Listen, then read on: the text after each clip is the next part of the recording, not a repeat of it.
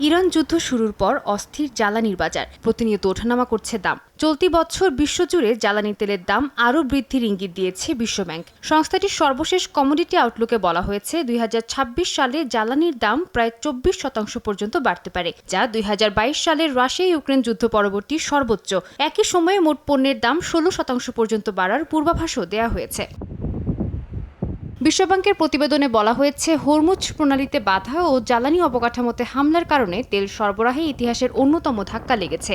এই সংকটে দৈনিক প্রায় ১ কোটি ব্যারেল তেল সরবরাহ কমে যেতে পারে। বিশ্বের প্রায় ২৫% তেল বাণিজ্য এই হরমুজ প্রণালীর ওপর নির্ভরশীল হওয়ায় সংকটের প্রভাব সরাসরি বৈশ্বিক বাজারে পড়ছে।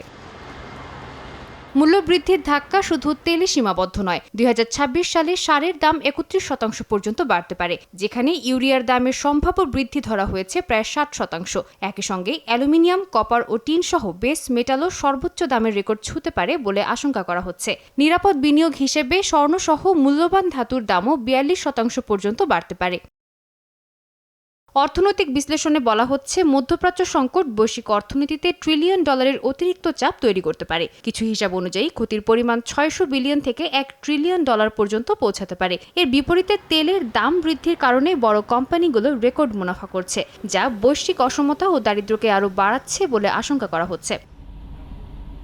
এই পরিস্থিতিতে আন্তর্জাতিক মহলে জীবাশ্ম জ্বালানি থেকে দ্রুত সরে আসা দাবি জোরদার হচ্ছে। বিভিন্ন দেশ ও পরিবেশবাদীরা বলছেন, জ্বালানি সংকট প্রমাণ করছে নবায়নযোগ্য শক্তির দিকে দ্রুত রূপান্তর ছাড়া বিকল্প নেই। একই সঙ্গে বিমান খাতে জেট ফুয়েল সংকটের কারণে এশিয়া সহ বিভিন্ন অঞ্চলে ফ্লাইট কমানোর শঙ্কাও তৈরি হয়েছে, যা বৈশ্বিক ভ্রমণ ব্যবস্থায় নতুন চাপ সৃষ্টি করতে পারে।